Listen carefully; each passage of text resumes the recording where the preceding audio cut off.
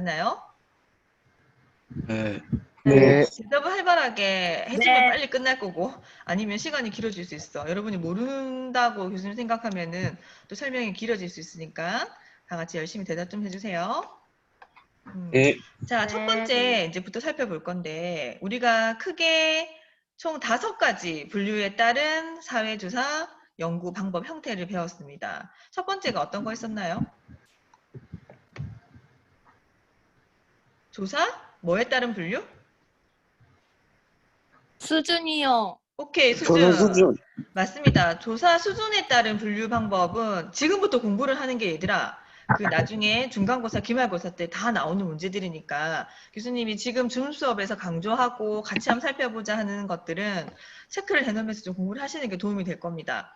자, 조사 수준에서 가장 질이 높은 수준, 상위 수준의 조사 연구 방법은 무엇인가요?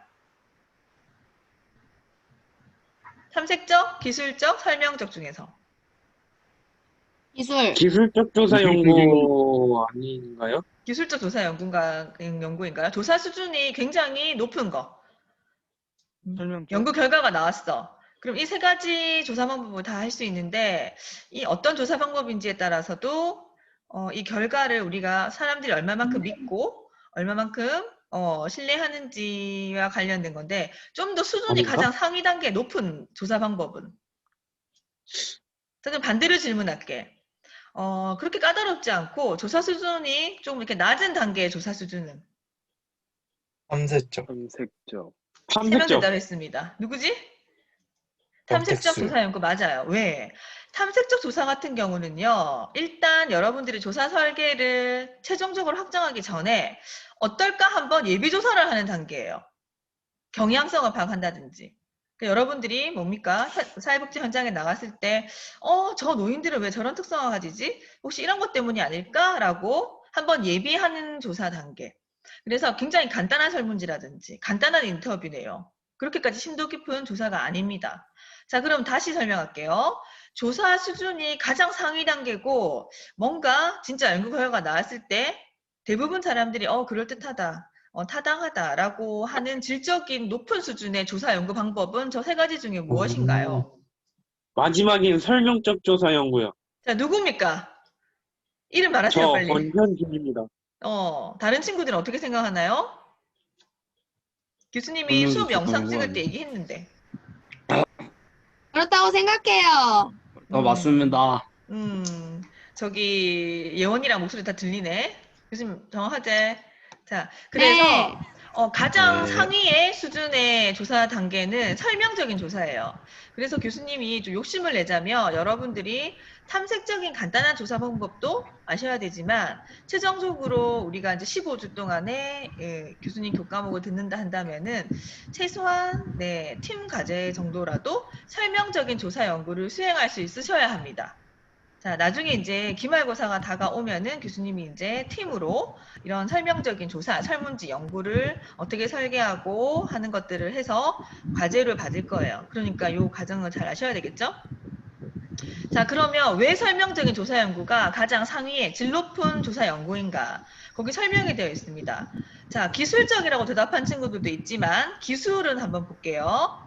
특정 개인이나 좀 특정 상황, 어떠한 특정 집단, 뭐 몇 세부터 몇 세까지 노인 집단 또는 뭐 몇 세 영유아의 장애 영유아 집단 이런 식으로 어떤 집단에 대해서 정확하게 묘사하는 연구.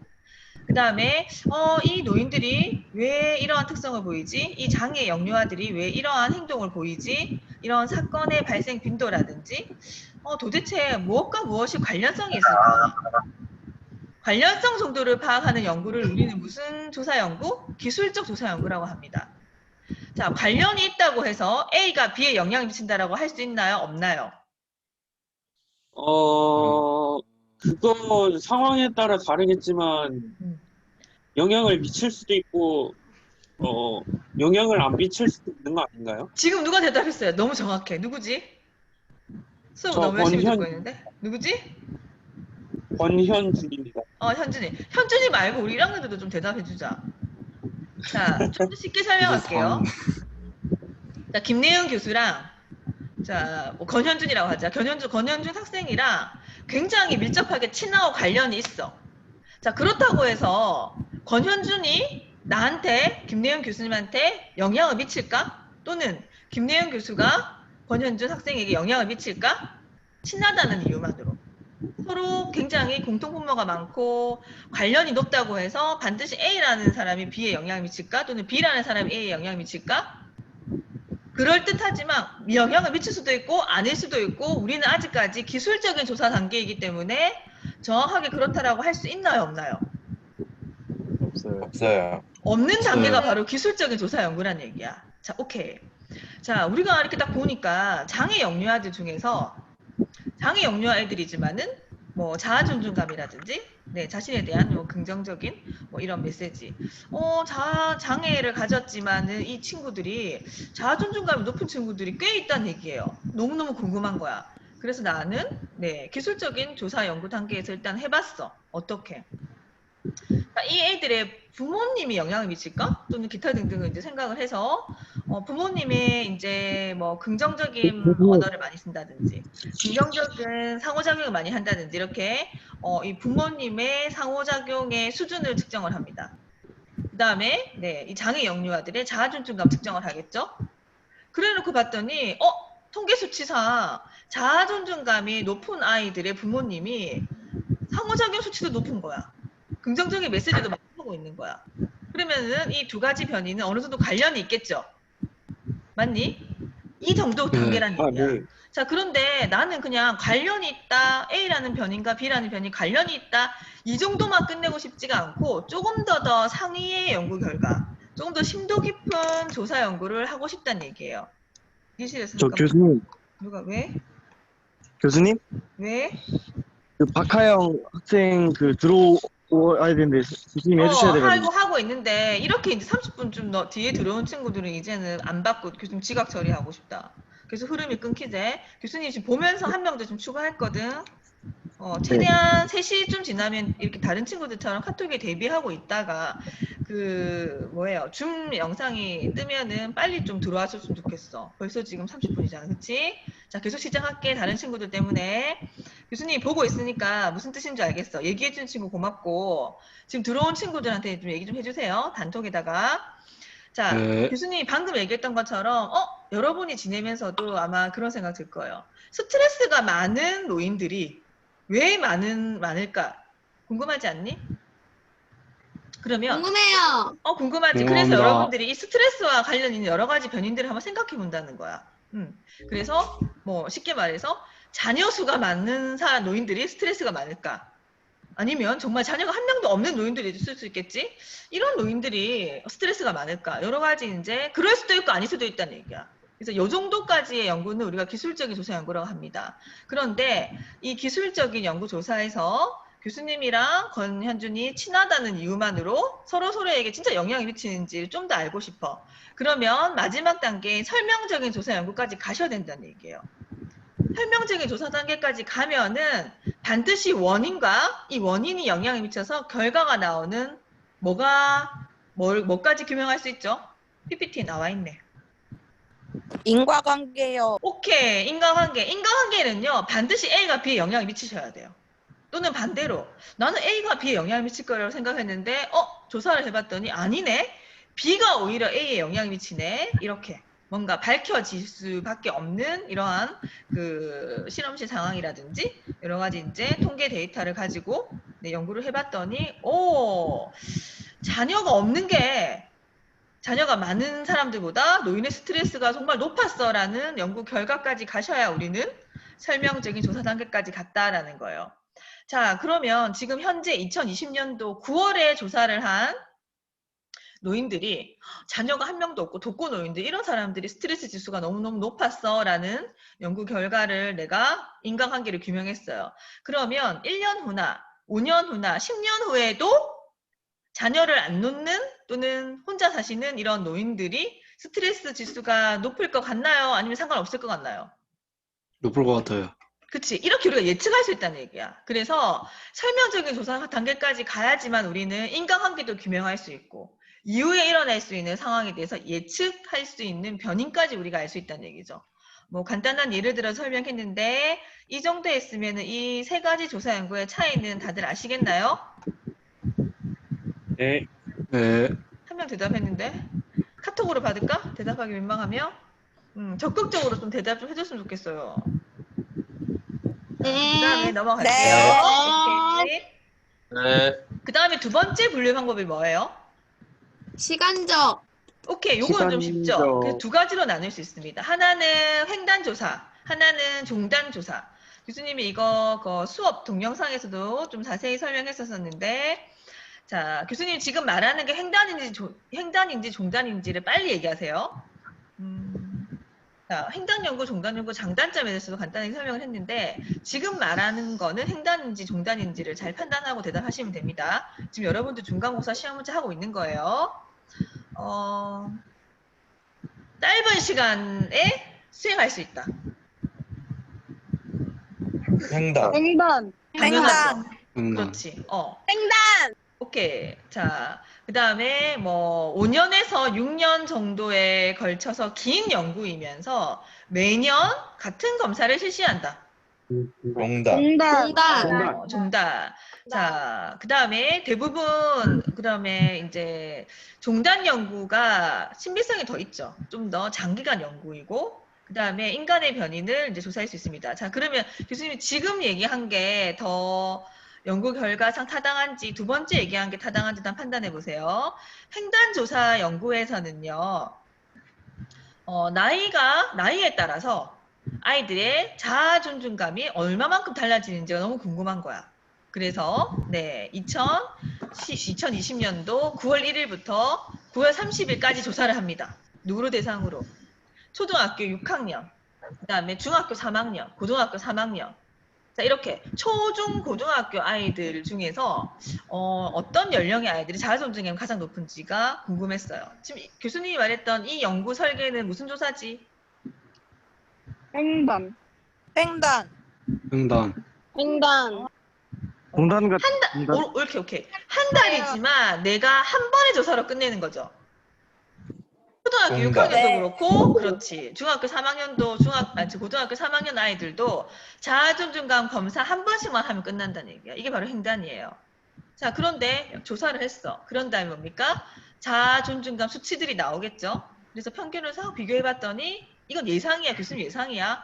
오 마이 갓. 자아 존중감이 초등학생이 중학생보다 또는 고등학생보다 훨씬 더 높구나. 여기까지. 그 원인에 대해서는 또 다른 조사를 하셔야 되겠죠. 그렇죠? 교수님이 생각하는 이유는 이제 교수님도 이제 가설을 세운 건데 내가 생각할 때는 아무래도 초등학교 아이들이 좀 더 자유롭고 학업 스트레스 이런 거 덜 받기 때문에 자아 존중감이 좀 높다. 자신감이 있다. 근데 이제 중학교, 고등학교 넘어가면은 뭐예요? 수능 준비도 해야 되고 모의고사도 쳐야 되고 뭐 등급을 내가 받고 이러다 보니까 자아 존중감이 아무래도 떨어질 가능성이 있겠다. 이것 또한 교수님 예측이에요. 그럼 이제 두 번째 실험으로 들어갈 수 있겠죠? 자, 그 다음에 똑같이 예를 들어 볼게요. 자, 그런데 방금과 같은 연구 결과를 여러분들 타당하다고 믿을 수 있나요? 횡단조사를 나는 실시를 했어. 초등학생, 중학생, 고등학생, 자아존중감을 뭡니까? 비교했어요. 근데 지금 교수님이 연구 결과 초등학생이 제일 높다고 그랬잖아. 교수님의 연구 결과가 타당하다고 볼 수 있나요? 몇 퍼센트 정도 타당할까? 대부분 근데 이런 연구를 많이 하고 있어요. 횡단조사로. 한 40%. 교수님 연구 결과에 대해서 좀 반박을 좀 해봐. 중학교, 고등학교 아이들이 반박을 할 거 아니야. 그냥 연구 결과 그대로 믿을래? 오히려 아니요. 그렇지. 이 횡단조사의 이런 단점 때문에 나온 게 종단 연구입니다.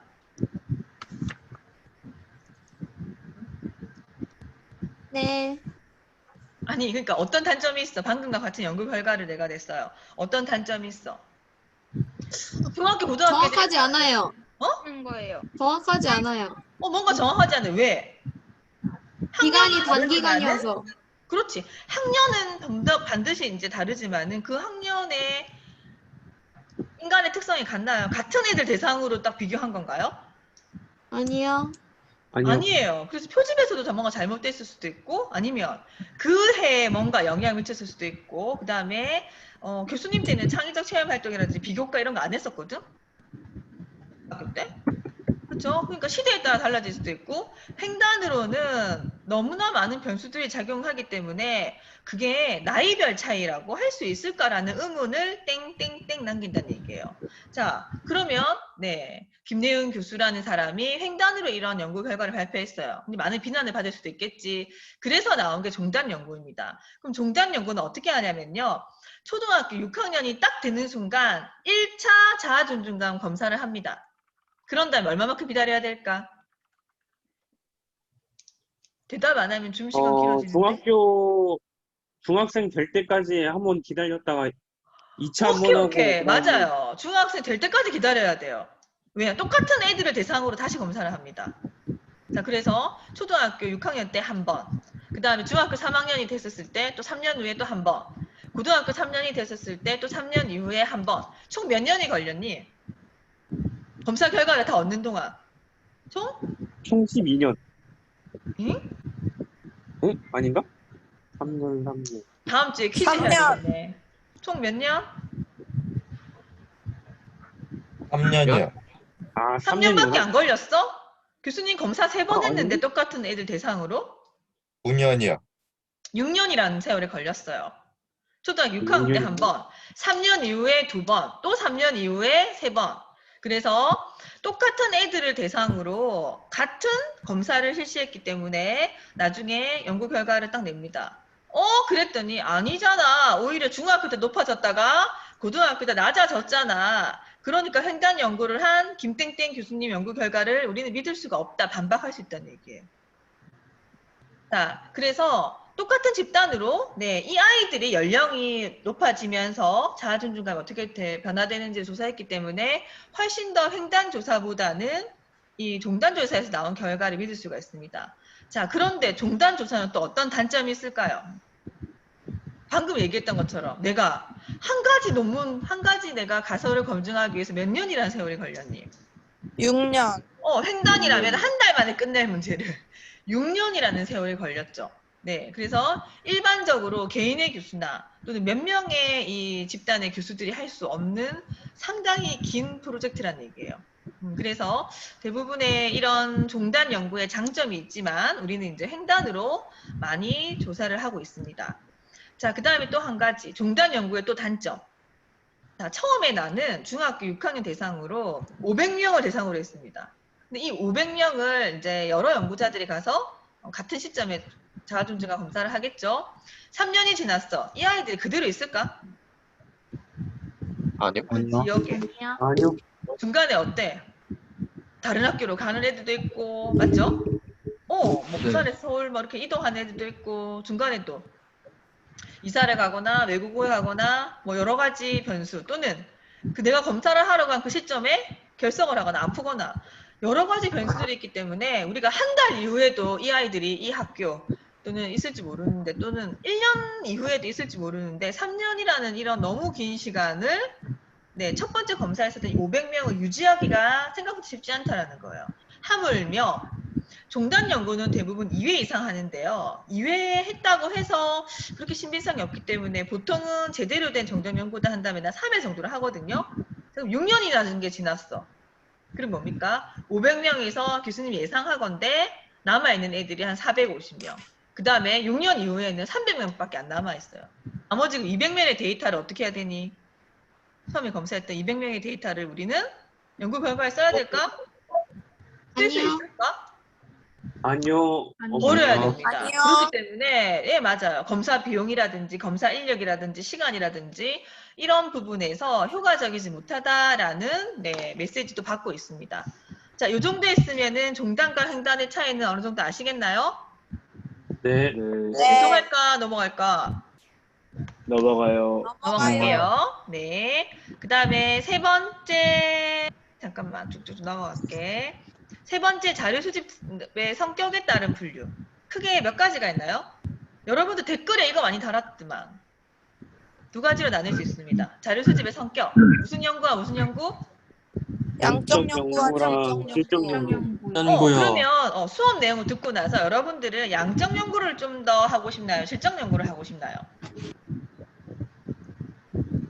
양적 연구요.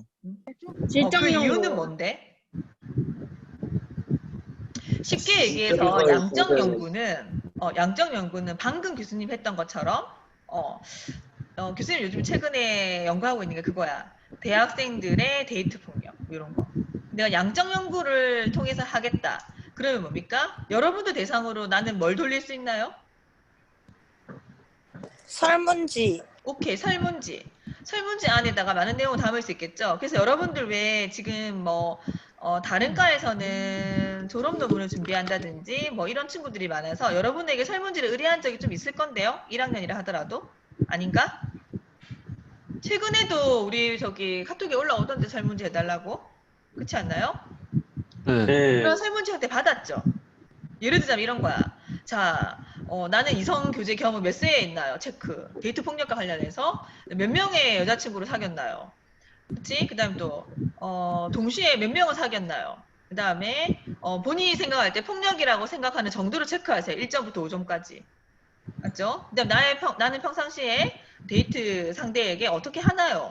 뭐 해당되는 거 체크해주세요. 이렇게. 그래서 연구자가 보고자 하는 다양한 변인들을 설문지라는 형태에 담아서 누구를 대상으로 뿌리나요? 내가 연구를 하고 싶어하는 대상, 대학생에게. 자, 뿌립니다. 그럼 이 양적 연구에서는요, 케이스 수가 많을수록 좋나요? 적어도 상관이 없나요?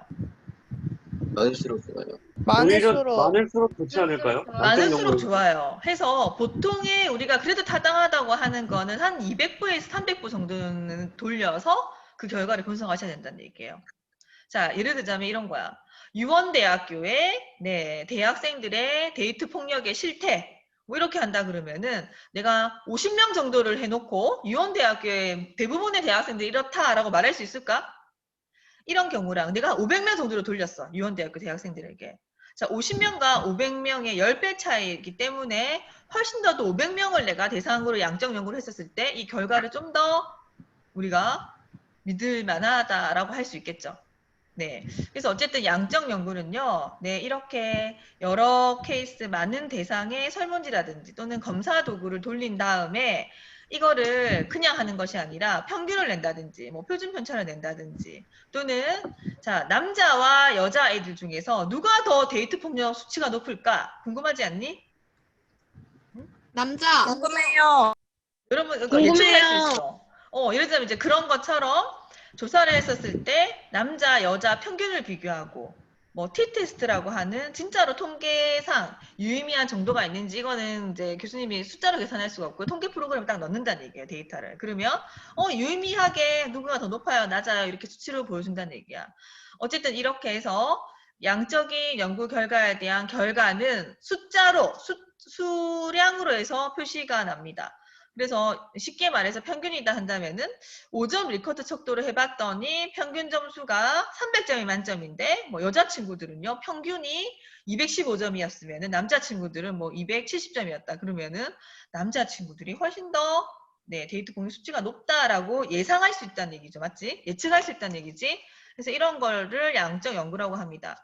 어떻게 보면 양적 연구는요 설문지만 잘 가져오시고 케이스 수만 좀 많다고 그러면은 가장 간단하게 할 수 있는 조사 방법입니다. 자, 그런데 왜 우리가 이런 양적 연구로만 연구를 하지 않을까? 두 번째, 왜 질적 연구를 할까? 응? 과학도가 떨어져서. 교수님, 그렇지. 방금 얘기했던 것처럼 야, 평균이 높다고 해서 진짜로 남자아이들이 데이트 폭력 수치가 높다고 니네 말할 수 있어? 평균은 높지만은 예를 들자면 정말 질적인 부분에서 뭐 데이트 폭력 강도라든지 또는 뭐예요? 100명 중에서 만약에 20명이 데이트 폭력을 한 거랑 그 다음에 100명 중에서 여자친구들이 10명이 데이트 폭력 했지만 이 10명이 뭔가 조금 더 강도가 높다. 정말 뭐 언어적인 폭력, 스토킹 뭐 심각하다 한다면은 남자친구 입장에서는 야, 평균이 높다고 해서 숫자만 비교해가지고 우리가 높다고 할 수 없다라는 또 비난을 받을 수 있다는 얘기예요. 이런 거를 보완하기 위해서 나온 게 무슨 연구? 질적 연구. 질적 연구입니다. 그래서 질적 연구는요, 대부분 어떻게 하나요? 수치로 나타내진 않아요. 그럼 뭐? 주로 뭘 하지? 교수님이 지금 있잖아. 코로나만 아니면은 양적 연구까지는 어느 정도 했거든? 남녀 대학생들의 데이트 폭력에 관련해서. 그런데 교수님들도 의문이 생기는 거야. 이렇게 수치만 비교해가지고는 진정한 남녀의 데이트 폭력을 알 수가 없다라고 생각을 해서 질적인 연구를 계획했습니다. 그럼 누구를 대상으로 또 질적 연구를 해야 되나요? 대상은 양적 연구나 질적 연구나 달라? 남녀 둘 다. 뭐라고 달라?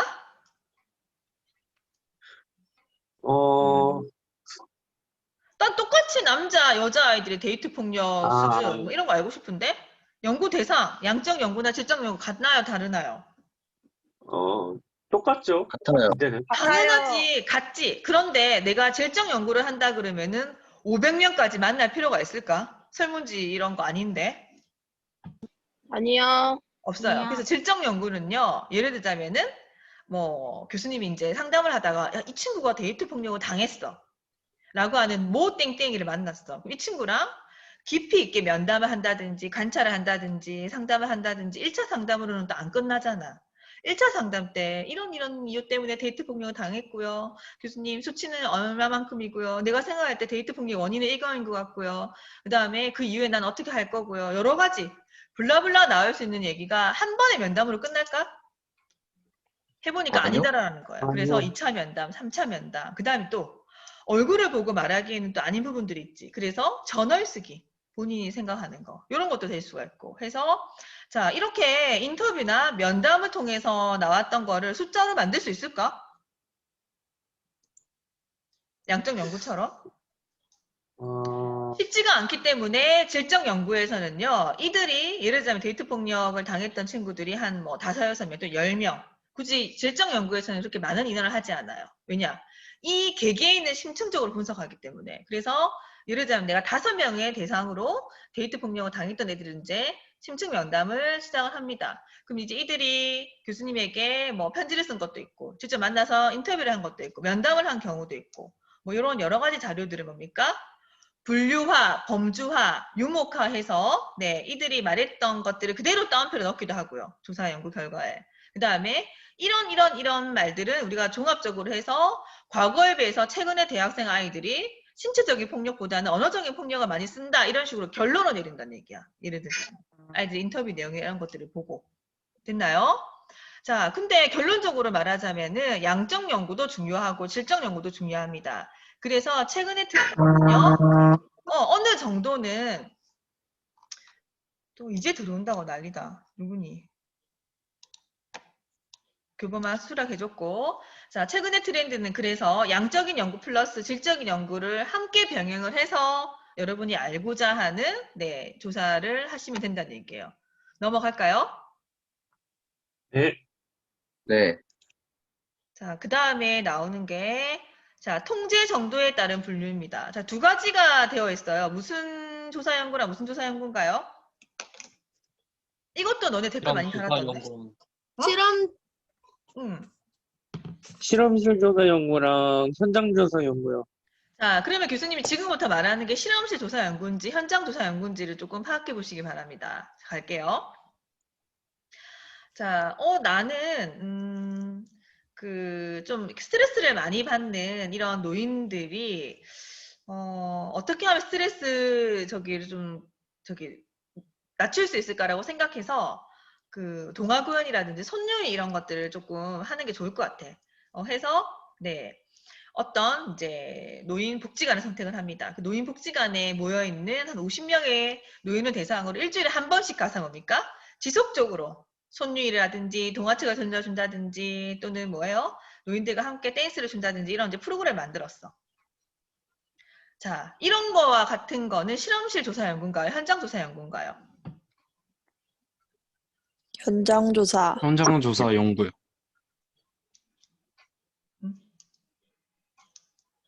방금과 같이. 러프한 현장 조사 연구죠? 그쵸? 근데 그렇게 해서 봤더니 가서 관찰을 합니다.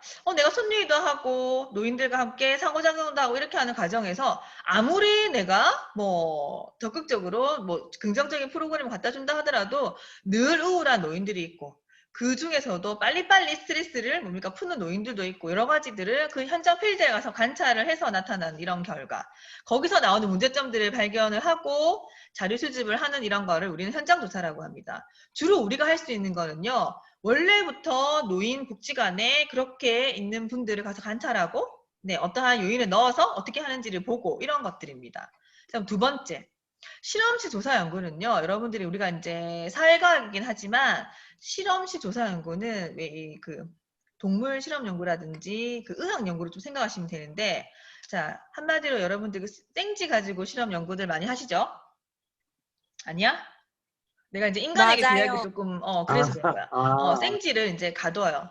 근데 이쪽에서는 이제 먹을 것도 막 많이 주고 음악도 들려줍니다. 이 생쥐를 넣어놓고 이 A 상자에서는. 근데 B 상자에서는요. 막 이렇게 꽝꽝 소리도 내고 막 흔들고 먹이도 뭡니까 주지 않고 막 스트레스 상황을 막 주는 거야.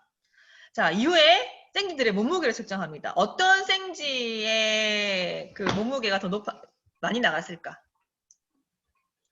음식 많이 주고 그 음악 음식 많이 들려주고. 주고 좋은 음악도 들려준 생쥐. 이렇게 우리가 예측할 수 있겠죠? 맞지? 이런 식으로 뭔가 인위적으로 우리가 이제 통제를 하고 인위적인 그 통제된 상황에서 어떻게 될지를 뭡니까? 실험하고 관찰하는 거예요. 자, 다른 예를 들어볼게요. 자, 우리의 그 아이들의 긍정적인 측면을 보기 위해서 우리가 매일매일 비타민을 먹인 아이와 매일매일 비타민을 먹이지 않고 잘못을 막 지적한 아이와 이 두 명의 아이들 중에서 어떤 아이들이 자아존중감이나 좀 또래 관계나 이런 것들이 긍정적일까? 비타민을 먹인 아이겠지? 사탕이나 아이들이 좋아하는 거 맞죠? 혼을 내고 이런 아이들보다는 맞잖아? 뭐 이런 식으로 해서 그렇게 인간에게 하면 안 되는데 그런 실험실 상황처럼 만들어 생쥐 실험처럼 만들어서 우리가 실험을 하는 방법. 자, 그렇기 때문에 실험실 조사 연구에서는요. 반드시 통제 변인이 있다는 얘기예요. 뭘 못하게 하는 상황. 자, 한 가지 예를 들게요. 청소년들이 요즘에 인터넷 중독 많이 걸리죠? 맞니 아니니? 맞아요. 그렇죠. 그러면 이제 연구자가 고민을 하는 거야. 어떻게 하면 이 청소년들의 그 인터넷 중독을 좀 막을 수 있을까? 인터넷을 보는 좀 시간 이런 거 줄일 수 있을까라고 이제 해서 내가 생쥐 실험하듯이 이제 실험 상황 조건을 만드는 거야. 그럼 일단 아이들을 모읍니다. 어떤 애들을 인터넷 중독이 어느 정도 있는 애들을 그냥 10명 정도를 모았어. 그러면 무작위로 5명은 A 그룹, 5명은 이제 B 그룹으로 만들어 놓는다는 얘기야. 그래서 A 그룹에게는요 통제를 합니다. 어떤 통제를 할까? 인터넷이나 미디어를 할 때마다 이제 벌점을 준다든지 혼을 내는 거야. A 그룹에서는. 그다음에 이 똑같은 인터넷 정도의 중독 수준에 가진 애들이야. 나머지 이제 B 그룹 애들한테는 어떻게 합니까?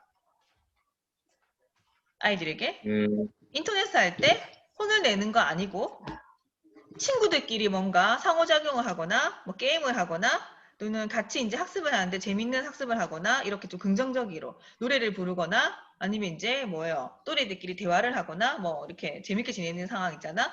그런 이제 여가를 프로그램에 잘 짜서 넣어준다는 얘기야. 자, 그리고 이후에 이제 조사를 했어요. 어느 집단이 효과가 높았을까요? 교수님 일단 예측해볼게. 좋았던 애들이. A 그룹 같은 경우는 이제 할 때마다 통제하고 혼을 내고만 했기 때문에 우선은 말을 듣지만은 뭡니까? 엄마 몰래, 선생님 몰래 숨어서 인터넷을 보고 있더라는 얘기예요. 왜? 혼을 내고 당하는 것보다는 몰래 숨어서라도 인터넷 하는 게 더 좋기 때문에.